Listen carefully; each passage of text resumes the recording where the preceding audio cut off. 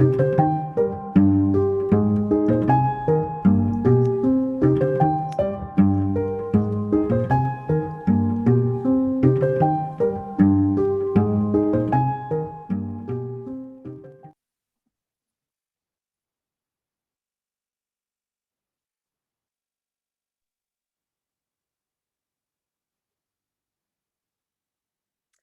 everyone, and welcome to our Two Writers Talking event tonight on Family Secrets with Robert Kolker and Dani Shapiro, moderated by Jennifer Sr.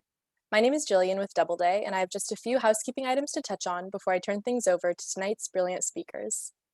If you'd like to submit questions for Dani and Robert, you can do so by utilizing the Q&A module, which should be available at the bottom of your screen. There, you can upvote questions submitted by others. You can activate the Zoom chat, which should also be at the bottom of your screen, and comment along with the conversation.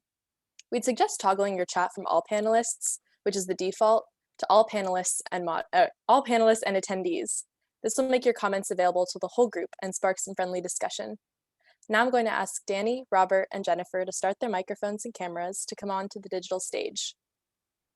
While our speakers are getting settled, I'll mention that Robert Kolker is the author of Hidden Valley Road, an instant #1 New York Times bestseller and selection of Oprah's book club that was named a top 10 book of the year by the New York Times, the Washington Post, the Wall Street Journal, and Slate, one of the year's best by NPR, the Boston Globe, the New York Post, and Amazon, the #1 book of the year by People, and one of President Barack Obama's favorite books of 2020. Kolker's previous work includes Lost Girls, also a New York Times bestseller and New York Times notable book, and one of Slate's best nonfiction books of the quarter century.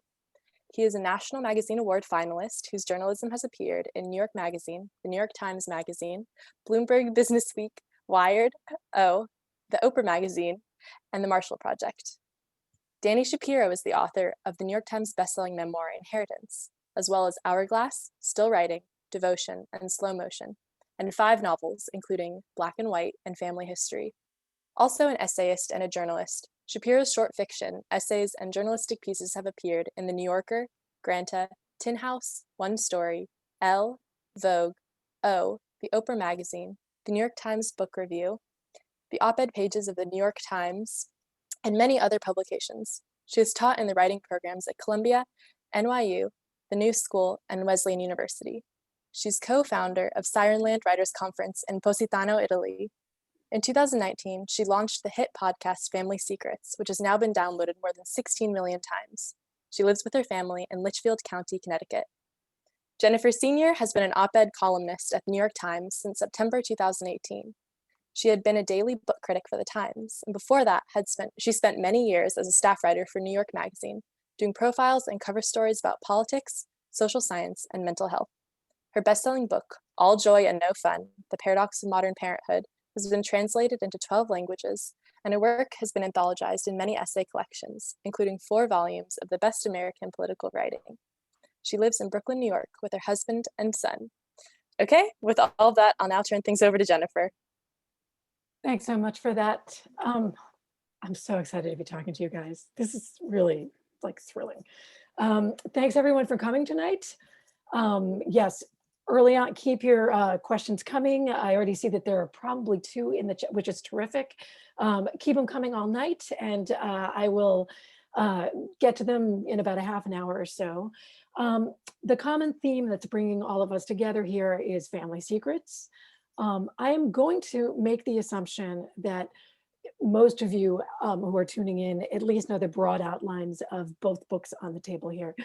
But just in case you don't, I'm going to isolate the ways that each book sort of has a family secret at its heart before letting these 2 have it. This is the most you'll get have at it. This is the most you will ever hear from me. So this way we'll be oriented and everybody can hear about the secrets we're sort of talking about. Bob wrote Hidden Valley Road, gorgeous book. So at the heart of it, it's about a family with 12 kids, 6 of whom have schizophrenia. And not only did the parents the mother in particular, work very hard to conceal the fact of 6 of her boys' schizophrenia from the outside world until it was untenable and until the chaos really overran the house. she also tried very hard to conceal the depth of her children's illness to her sick children. I'm sorry, to her well children. So, for instance, it took until adulthood for many of the children to realize, the well children, to realize that the oldest boy had tried to murder his wife. When one of the sons was involved in this very grisly murder-suicide, the kids were told it was a robbery gone awry. That was for the older ones. And for the younger ones, it was a biking accident. And so it became this family that was very invested in keeping up appearances, in keeping secrets. A culture of secrecy developed around the family. Secrets beget more secrets. I think that's, and we can get into further depth with that, with Bob's. So that's Bob's. Dani in Inheritance, it's a beautiful memoir, more or less starts with her spitting into a vial and discovering that the man she always assumed was her biological father is in fact not her biological father, this beloved figure in her life. And what is even more devastating is perhaps the fact that she realizes, as you're going through the book, you realize that she realizes that her parents have probably known this, both of them, that she was not in fact the biological daughter of her dad. And what's most mind-blowing is that you realize on some level that she might have known this, and she's reckoning with the ways that she might have self-deceived. And so you're sort of left partway through the book thinking that it's a little bit like that moment in The Usual Suspects where you're staring at the bulletin board and you realize everything you've been staring at means something else. It's an extraordinary kind of reckoning.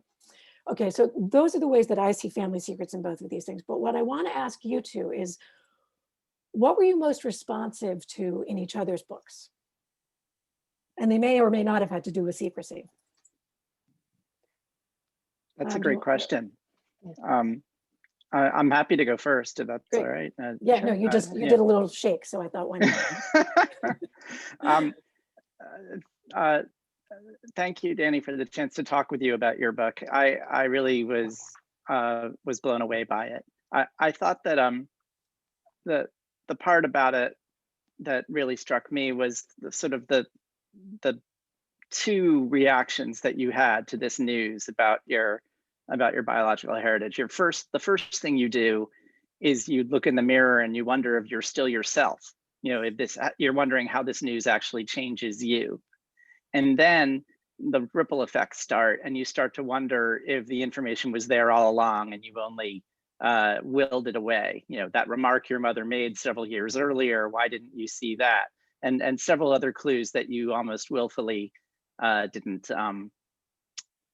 notice. And I recognized that in the family I reported on in Hidden Valley Road. You have children who learn more and more secrets as they get older. The mother in the book, Mimi Galvin, she tends to let loose new pieces of information when her back is against the wall. So the revelations keep coming into her 90s.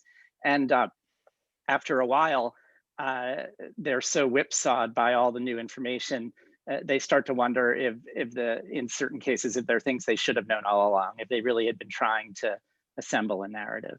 And it's this assembling of your own personal narrative that interests me the most, and how fragile it can be. Bob, I had a very similar response reading Hidden Valley Road and thinking about the ways in which I loved. I cried multiple times, especially toward the end. The sisters, the two youngest children, the only girls in the family, are I think the ones who grapple most, each in their own way, with what they didn't know, what they might have known, what each of them, there's a conversation that they have fairly, not early, but like in the middle of the book, where one asks the other, "Did this happen to you too?" I don't know, spoilers, but did this happen to you too? And the answer is no, I have no idea what you're talking about. And then way later, as adults, they have the same conversation again, and the answer, of course, is yes. And the sister who was asked that doesn't even remember being asked that. And so there's this way in which I think that family secrets or secrets in general, the toxicity of them renders them, like Jung calls secrets psychic poison, right? So it renders them something that we may know on some level, but can't touch. And the family in Hidden Valley Road is full of so many secrets that ricochet off of each other and can't touch each other.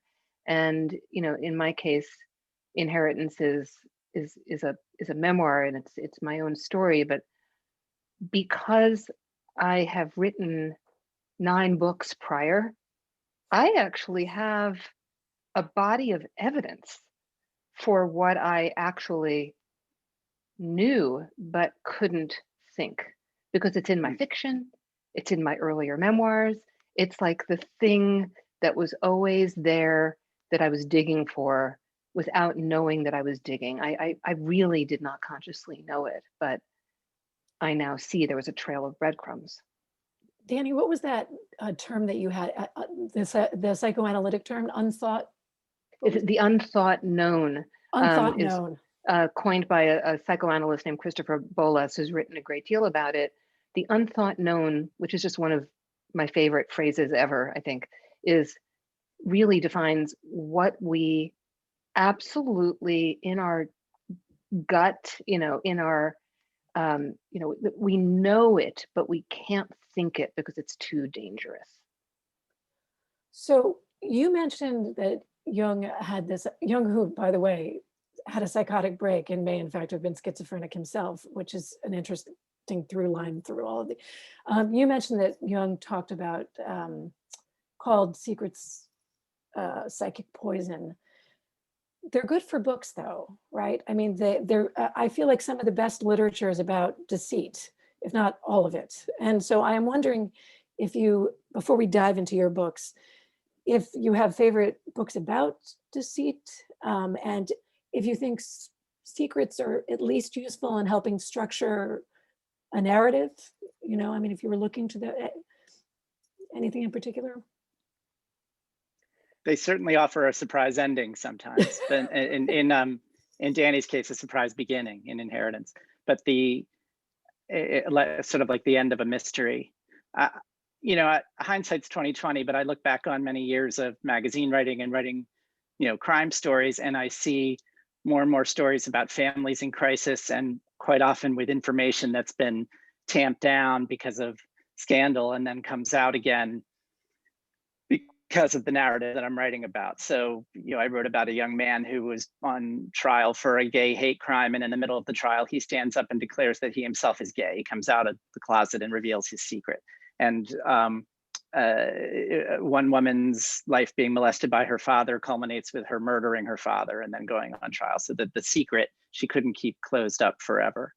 I think about it a lot in terms of its narrative power, but and I see it everywhere. When I started reporting on the Galvins, I thought about American Pastoral, which has a family calamity that feels so hard to explain, but it's also quite scandalous, and secrets are kept. And then the parents, or the father in particular, is searching.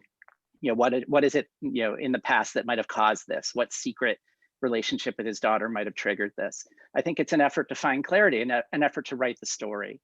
I had listened to a bonus episode of Family Secrets with Bessel van der Kolk, who is no relation to Kolker, and but he said something that really hit me about, and I'm going to mangle it, but it's about trauma as a story that can't be written. So the your effort to write your book and the Galvins' determination to tell their story is to me, it's a way of moving through trauma and to try to give it if not a happy ending, at least to help it settle down a little bit. I love that. And the Bessel's, the quote is, it's the nature of trauma that it doesn't allow a story to be told, which is why when we're traumatized by something, all of us, our first instinct is to tell the story again and again and again to whoever will listen, because we're trying to contain it, and it's like water like running through our open fingers. It feels impossible. And of course, narrative ultimately, like finding a way to shape trauma into art, or chaos into some kind of shape or clarity, is the work of literature and the work of life, I think. But people ask me all the time about Family Secrets and my podcast, and my, like, do I go hunting? Do I go searching for my guests? And I don't, because the stories keep on coming, and they are very often wonderful books that either I find them, I read them, I know them, or the authors are friends of mine, and I suddenly think, oh, that would be Nick Flynn, that would be an amazing story, or Jenny Boylan, that would be an amazing story, or T. Kira Madden, that would be an amazing story, Kiese Lehman, it could go on. I mean, it's why there are so many writers on my show. It's not because it's a literary podcast, it's because the work, I think, that writers do of finding a way to take a secret, a trauma, multiple secrets, multiple traumas, and shape them so that then, what we have is not only the mess, but the transcendence, the redemption in some way from that, the turning it into something that has meaning and that will have meaning for others. That actually, excuse me, it's funny, written right on my sheet here as the next thing that I wanted to ask you is, what do you think the hardest thing is about writing about family secrets? Like what makes it, what are the biggest challenges? And I think that each of you are going to have very different answers. Obviously, Bob, you were trying to earn the confidence of the family, and you are, Dani, this is very personal to you. So Bob, I mean, do you want to go first? I mean, it's going to be idiosyncratic, and it's going to vary from story to story and what vantage point you're telling it from, obviously. But for you in this project, Bob, what was it? I certainly believe the stakes for Dani must have been very personal and very high as you're writing about friends and loved ones. Whereas with me, I'm encountering these sisters who are the first people I met in the family, who are determined to be transparent. They want to smash all the secrets to bits. They want to be in the open. But I am, I'm not them. I'm a reporter, and so I need to make sure that they trust me. But more importantly, I need to talk to everybody in the family to make sure that I'm telling an accurate and fair story. And that took a year before I even got the book deal, talking to various family members, because I was very skeptical. I was convinced that one family member at least would stand up and say, "You've got to be kidding me. I don't want my family secrets in a book." And I hadn't been prepared for just how much the rest of the family would defer to the sisters, and also how optimistic they were that they had something to tell the world about the science of mental illness and about how they move through their traumas as a family. So I was happily surprised when they did it. But the biggest risk is that you betray that trust, or that you skew it in some way where it quite clearly is a self-serving work of journalism. I had to be removed enough from the situation so that I didn't write something too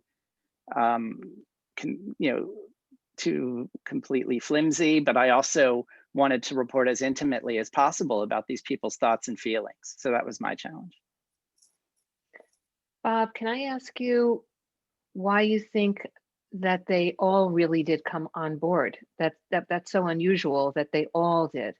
I mean, was it because the two sisters, was it out of a kind of sense of duty in a way to the two sisters, or was it also, as you touched upon, like in the name of science, that there was this extraordinary opportunity to, for the world to learn something about schizophrenia?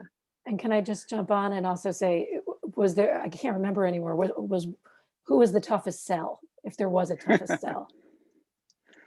I mean, there were 3 or 4 things. The first was that most of the horrible events in the family had happened 30 years ago or more. So I hadn't really considered how long ago the events were. The second was deferring to the sisters who were the youngest in the family. And so older brothers who had left the house earlier felt guilty, frankly, that so much had trickled down and things that they never knew had happened to the sisters. Family secrets had happened to the sisters. And so they said, okay, if they want it, then that's fine. And then there was late breaking scientific information about the family's genetic code. Two different groups of researchers found out two different things that were really stunning all at the same time.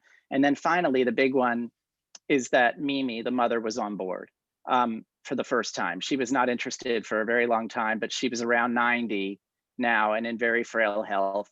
And everybody thought it was now or never. And I think the scientific breakthroughs were very validating to her. It made her, it made her feel comfortable saying this was genetic, this wasn't my fault. And so she was fine talking to me about what she wanted to talk about with me.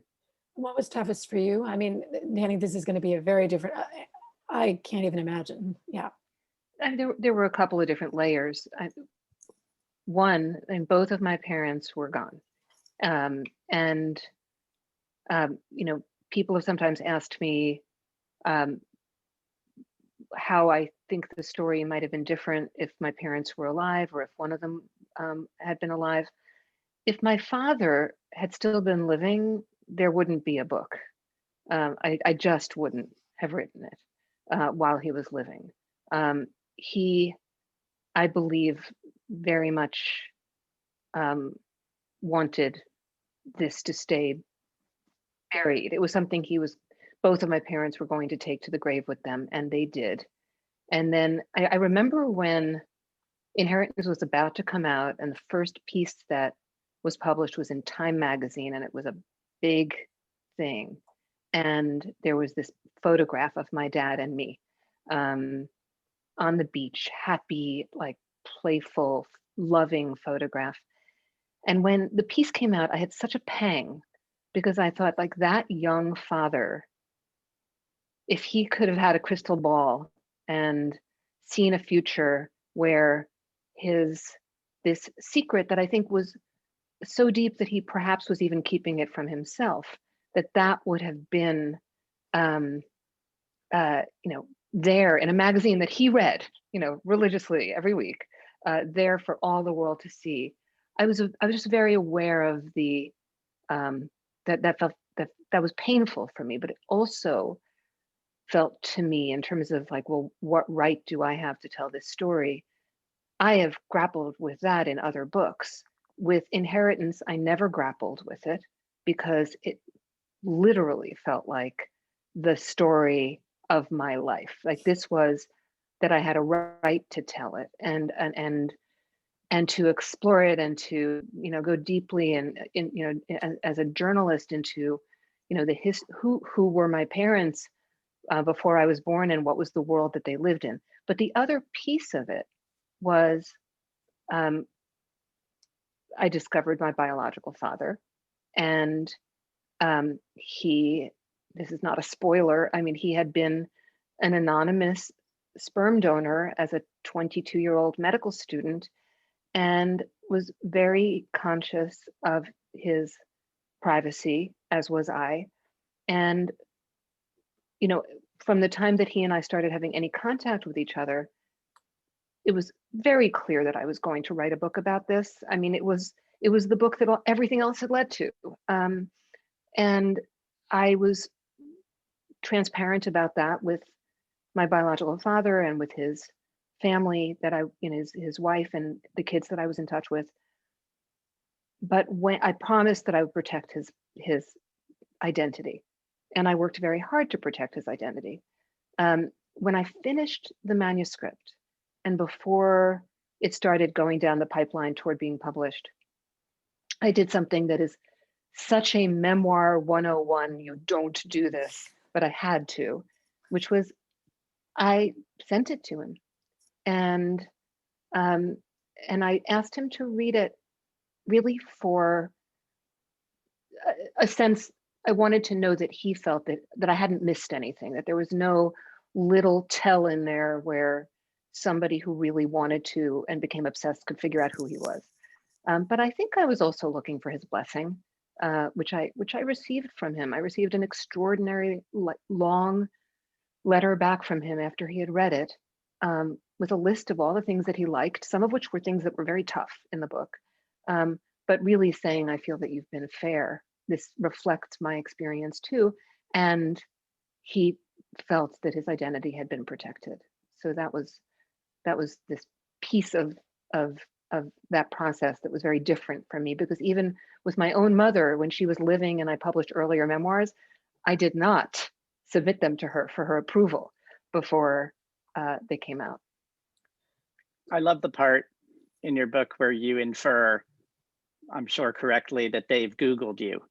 You know, your biological father and his family, that they all, and I just imagine, you know, with a smile, them saying, oh my God, she's going to write about this. You know, there's no way she's not going to write about this, which kind of puts the brakes on everything for a little while. Yeah, I mean, I think initially when I think the reticence about having any contact with me was like, Oprah could be lurking in the bushes and jumping out with a camera crew. Yeah, it was like, wow, this is great. She's a writer. How interesting. Oh, this is terrible. She writes about her family and identity. And yeah. Although I had this thought that like that happened and then they started reading you and they were like, oh, but maybe this will be wonderful. And maybe this will be just the thing, you know? Yeah, he clearly is won over. Like he understands how everything is so well considered in your writing. So he gets it. Yet it's complicated, right? Because what does it mean to be, and I was very aware of this when the book came out, you know, he was just about 80 when the book came out, and this very private person, and it was kind of, you know, it was kind of hard to miss. He would turn on the TV or there would be a magazine or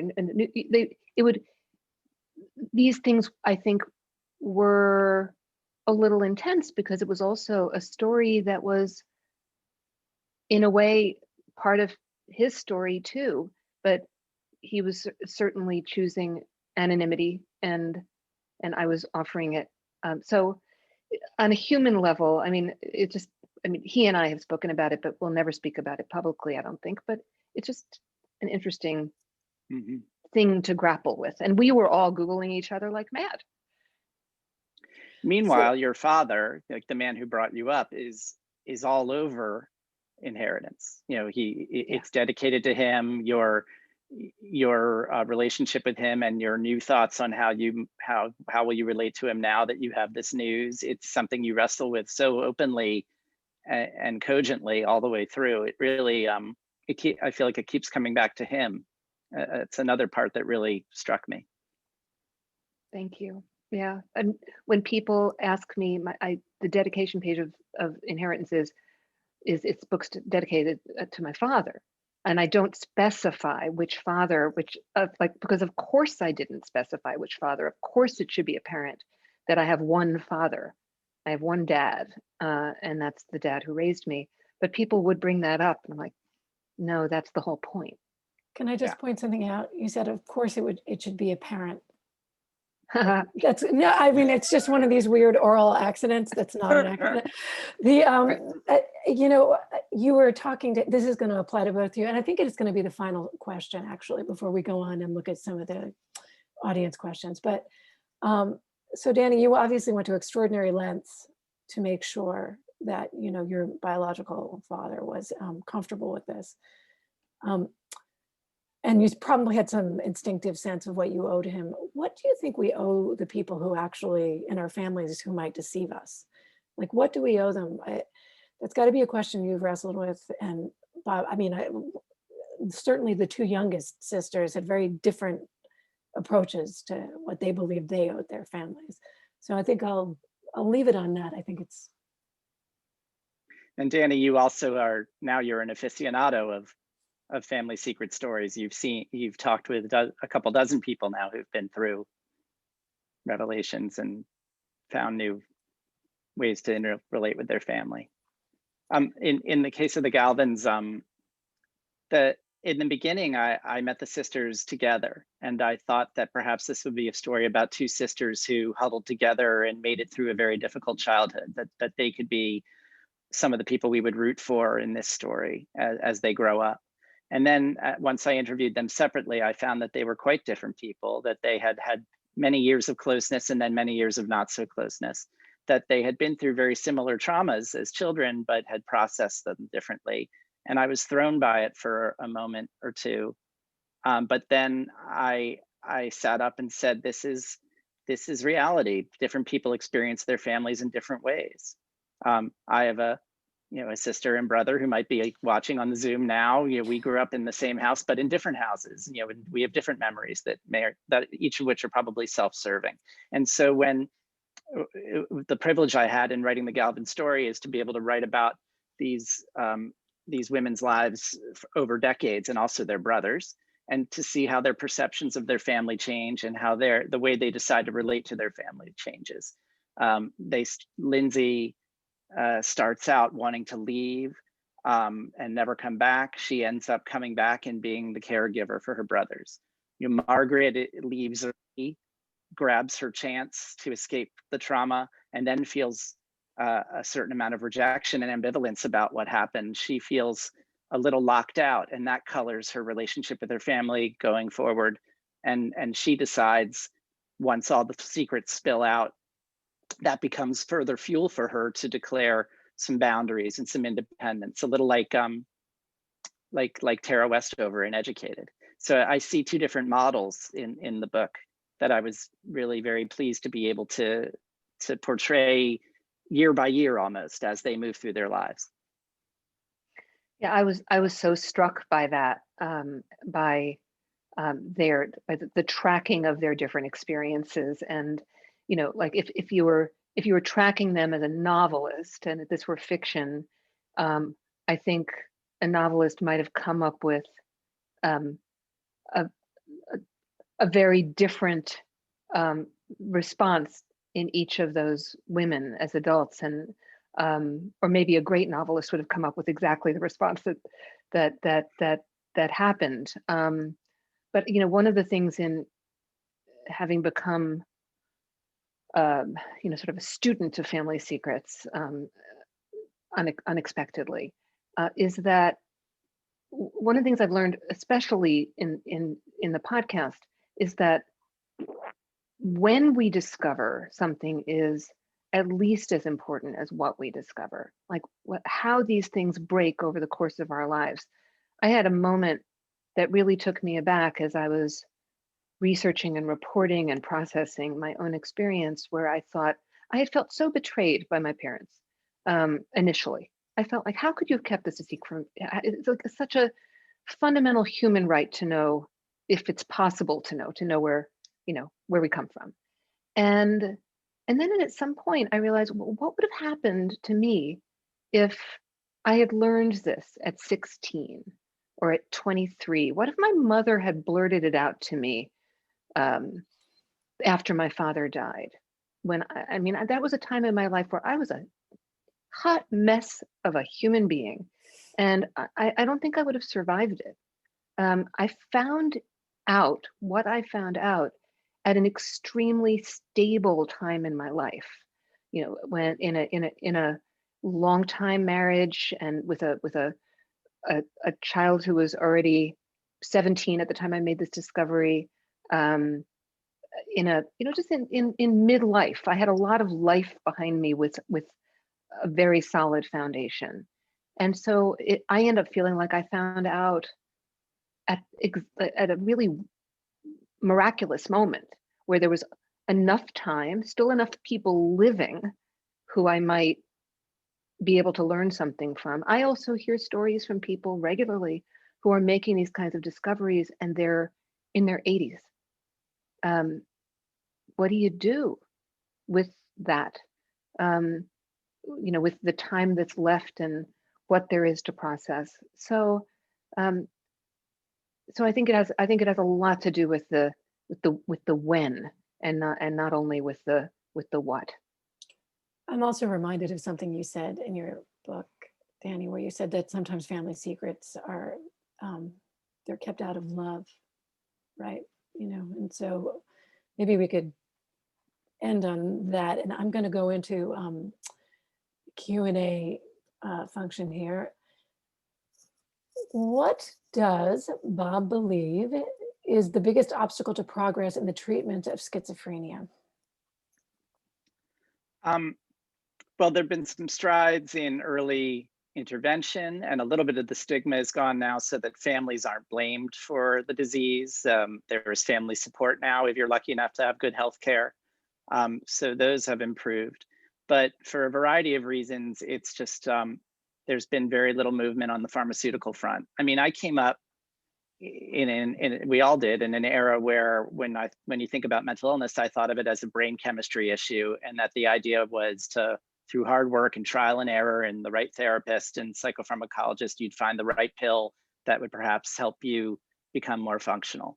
And that might be true for things like anxiety or depression, but schizophrenia is still working with the same basic drugs that the Galvin family were treated with back in the late 60s and early 70s. And that part is hard. And there are a lot of reasons for that. One is some disappointing outcomes from the Human Genome Project. Instead of finding one big genetic issue that could be zapped with the drug, they found more than 100 potential variants that all have very limited effect size. So it's hard to know what gene to zap with a pharmaceutical drug. And then also, you can't really test it on mice. You have to test it on humans, and that's risky and expensive. And then finally, the constituency can't really advocate for themselves the same way that people with cancer can, for instance. And so things are sluggish on all those fronts. I just found one for Dani that I think is really kind of great. What questions would you ask your father and mother knowing what you do now?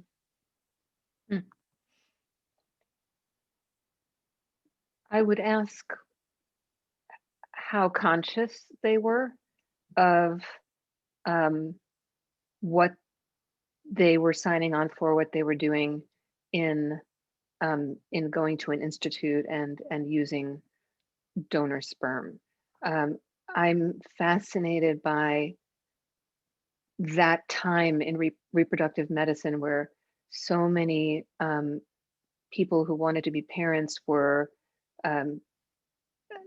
deceived, though often with the best of intentions, by the doctors that they went to see, who really believed it would be best if they forgot it ever happened.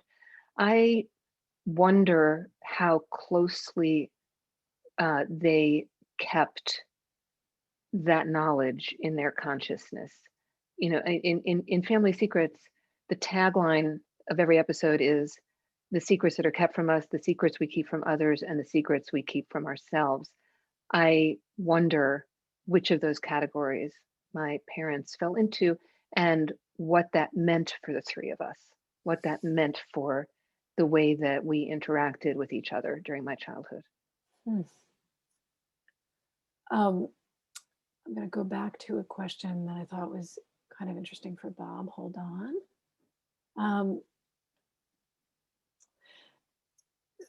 Yes, Celeste wants to know, and I'm sorry, I haven't been saying your names out loud and I should have been doing that. Celeste would like to know, hi, Robert, thanks so much for your amazing work, which I'm passing around to other psychiatry residents. Oops, where did it go? Sorry, that was very strange. This person's question just disappeared. I'm going to do it from memory. I do not know why it vanished. Maybe I hit something funny. But what she wanted to know was, how did the Galvins react? What was the response? I assume you didn't send it all ahead of time as Dani did, but maybe you did. Well, there came a point a couple months before the book came out when People magazine wanted to write a feature about the family and to put a small excerpt in it. And so I was getting on the phone with them all saying, hey, can you meet a reporter? And that's when I said to myself, you know, I can't ask them to take time out of their day and to do all of this with a book they haven't even read. So a couple months before it came out, I did send advance copies to them. And I think that there was in general, there was relief that I delivered what I said I would, which is something that dealt with the tender and sensitive issues of their family, of the family secrets, in a way that wasn't like rubbernecking, that was tasteful, and that was really about the possible good that the family could do. And then there were individual difficulties that some of them had with placement. This was a group portrait of a family with some people foregrounded and some people backgrounded. And so I thought, why, I was here too at that dinner. Why wasn't I, why didn't you talk to, why aren't my thoughts and feelings about that in there?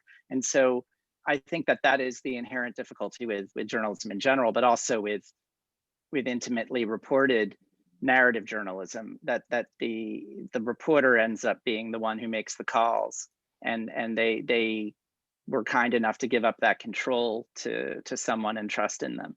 But then something amazing happened, which is Oprah's book club, and that kind of set everyone's mind at ease in the family about how this book would be received in the world. The last thing they wanted was for it to be something tawdry or something that would be kind of like a grisly, gross book. And so as soon as Oprah's book club accepted the book and started to flag the book, everyone, including myself, we all kind of had a sigh of relief, saying, we know that it will be seen as a product with goodwill, and that was important. Did it alter their dynamics at all? I'm just curious. I mean, think they it must have learned turbocharged things from the book, right? Yeah, I mean, I think it gave them jet fuel to do the things that they always wanted to do. Lindsay, the youngest, is now a very active advocate for rights for the mentally ill, for advocating for families who are dealing with acutely mentally ill family members. She's joined the boards of 2 different organizations, and she's looking to join a 3rd. She's very active. And then Margaret has doubled down on her artwork, has pulled away for now from her regular family, and is sort of come close to her immediate family and her chosen family. And she is counseling people on how to move through trauma in her own one-on-one way. These are things that I think they were on their way to doing. If you've read to the end of the book, these are things they've wanted to do for a while, but the book has sort of given them permission to do it. It's done, I'd like to think on a good day, that it's done that thing that Bessel van der Kolk talked about, that it's written the thing that they couldn't write themselves, so that they can feel that the story is somewhat complete and they can go to the next chapter. Right, what a mitzvah you give them a story. And Bob, isn't there, the next generation, the grandchildren who, I mean, that was one of the things that when I said your book made me cry, that was, I can identify that as a place where it really did. The idea that this is, one of the things about Family Secrets is when you can actually own your story, you own the whole thing and all of its messiness and all of its complexity. And that was something that, and you can't do that when it's a secret. When it's a secret, all it is toxic poison leaking over everything and creating all sorts of behaviors in ways that people can't, they don't even know why they're behaving in the way that they are. And so the fact that this was so in the open, ultimately, in this family is also, it would seem to me, what allowed those grandchildren to start owning it as well. Yes, but I hope I also hit it some of the mixed blessing of that Lindsay was so interested in not hiding things, so interested in transparency, wanted her children to know so much that they ended up assuming some of the burden she carried and felt a little scarred themselves. So I was, it never gets simple. It might get better, but it definitely, it doesn't get wrapped up in a bow. Although there was a very lovely little moment at the end with Lindsay's daughter that I won't reveal here. Before I go to Dani, that reminds me of a question that I didn't ask you, but that has to do with the idea of, at any given time, I think when people are keeping secrets, Dani, you actually cautioned against this. You said we shouldn't be guilty of presentism. We shouldn't hold people in the past accountable to present day standards of moral and ethical behavior, because they were probably doing the best they can and they were doing as they were counseled. So the Galvins may have been, sort of behaving the way they thought they were supposed to behave. Your parents probably thought it was in your interest to keep this stuff a secret. I'm very interested in how, and you both wrote with tremendous compassion about your respective families, one that you were reporting on and one that was your own. How did you manage to drum up that kind of compassion? Were there previous versions where you were kind of angrier, Dani, and you kind of had to hit select all, delete?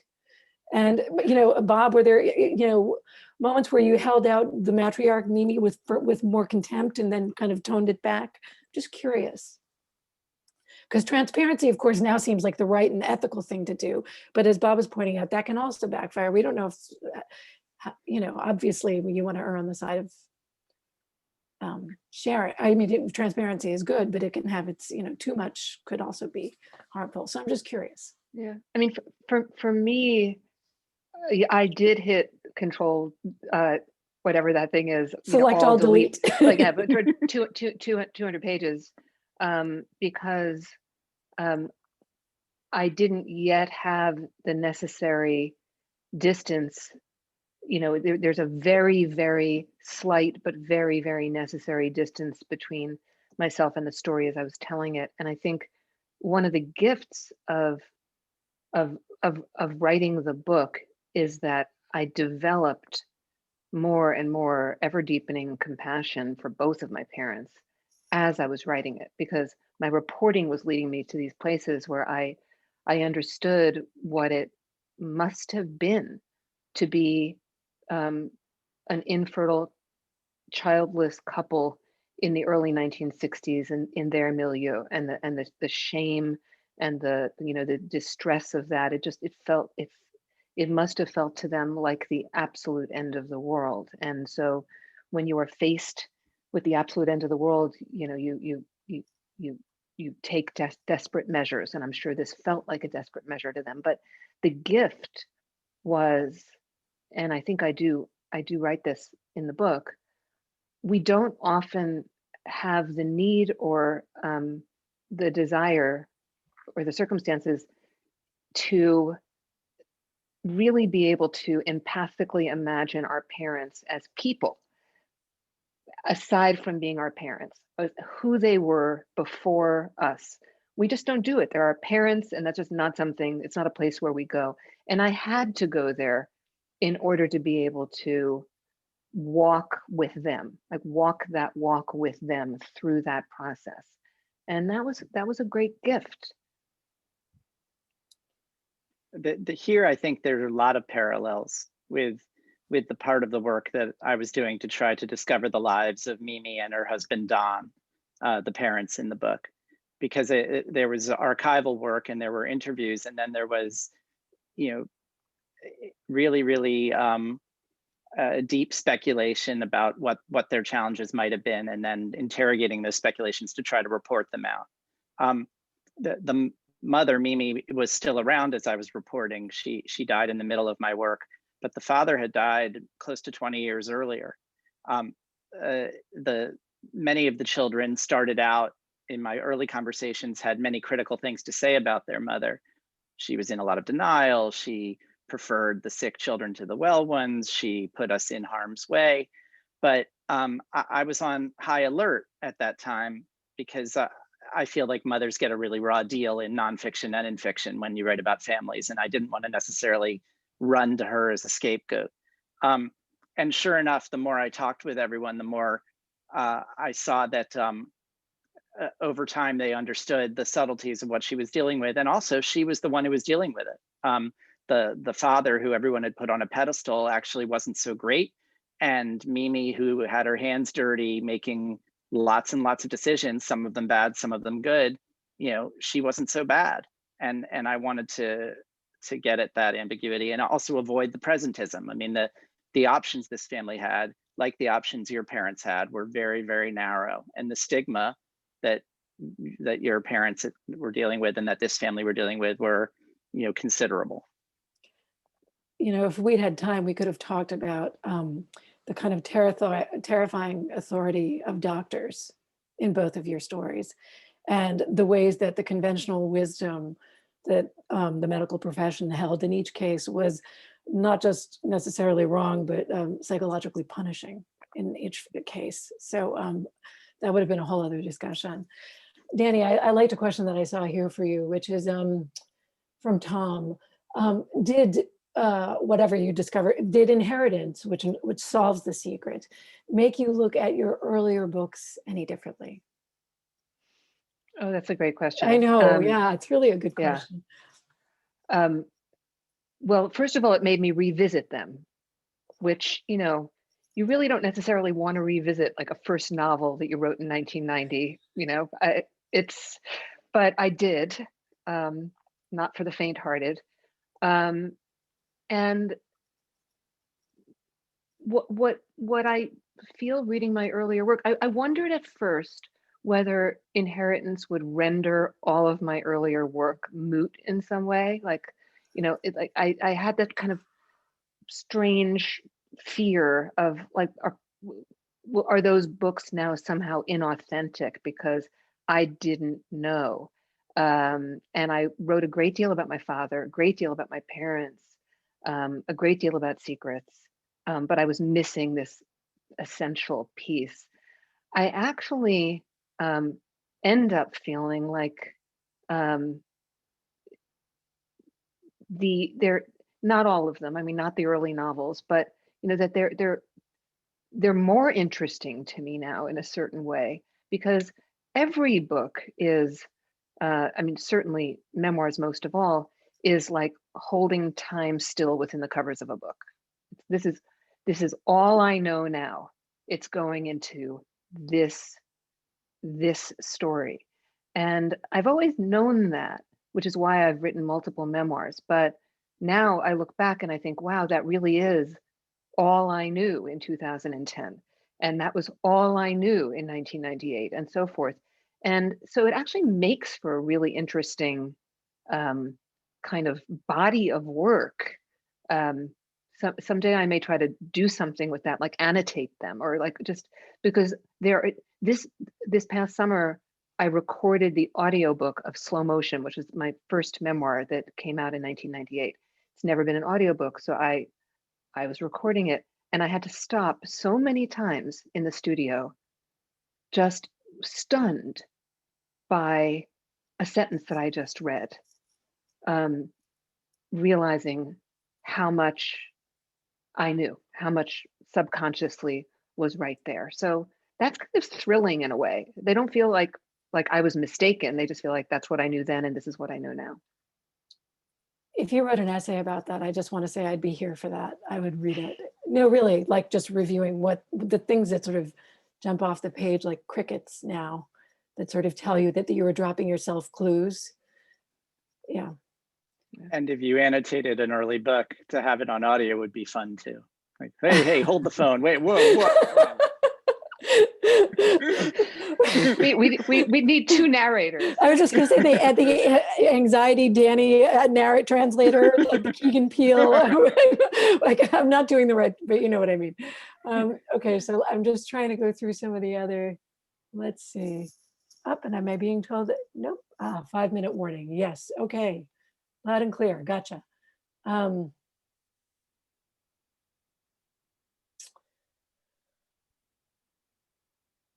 Well, oh, this is nice.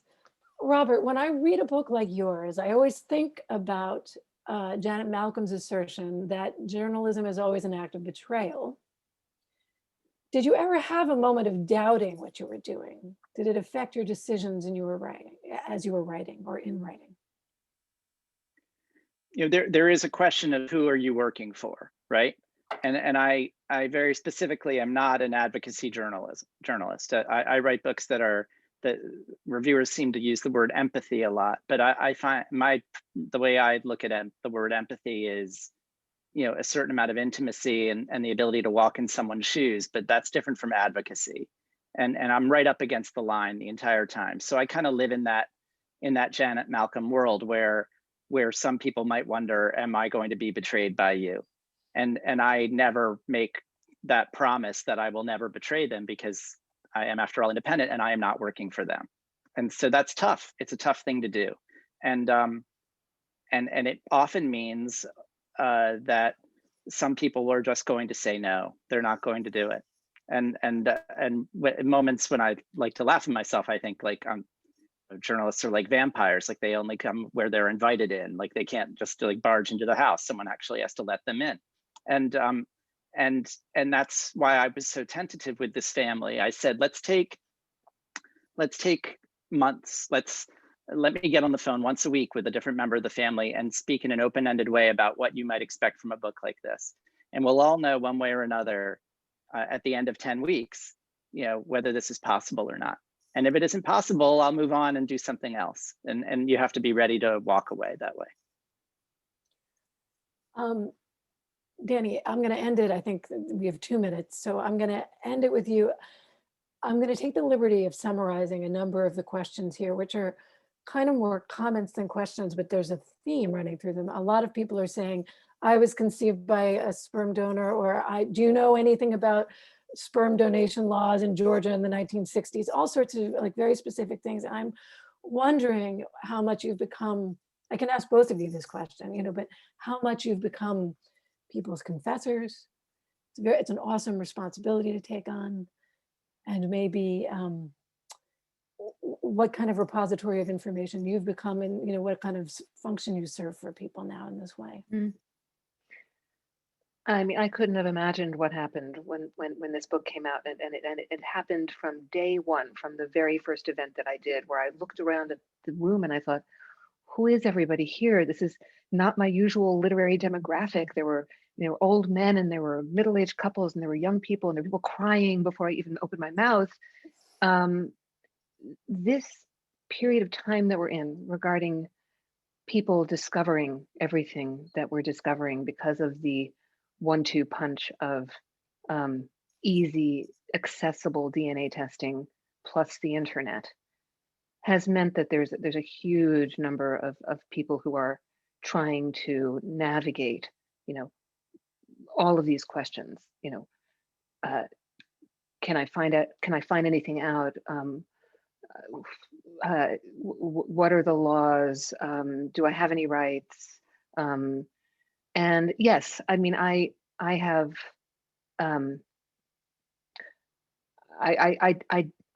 I feel very much activated, like I began 2 years ago feeling like I would never really become polemical about this, and I would stay on the literary side of things. But I do and have become somewhat polemical about the state of the kinds of the secrecy and the lack of regulation in this country, which I can't get into in 2 minutes, but it's just stunning the way that we are not like sort of prepared for any kind of this reckoning that we're in. I mean, I'm going to have to leave it at that, but I will say to everyone who's listening who is grappling with these kinds of issues, this, I'm sure, but you are far from alone, and there are a lot of resources and more every day.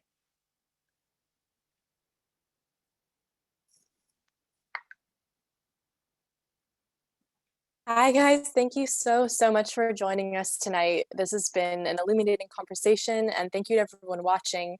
You've been a delightful and engaging audience. Just as a reminder, you can find full catalogs for both of the speakers here tonight at Penguin Random House's website.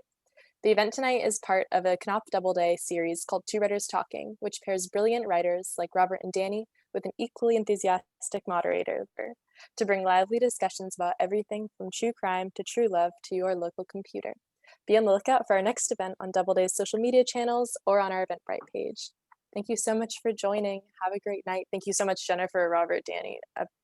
An amazing conversation. I think I speak for everyone when I say that. Thank you. Thank you, Dani. Thank you, Jen. Thank you Thanks, so Bob. much, guys. Thanks, This was Jen. wonderful. Yeah, thanks, Loved Dani. it. Thanks, Bob. This was great. Take care. Happy Wednesday, everyone. Happy Wednesday.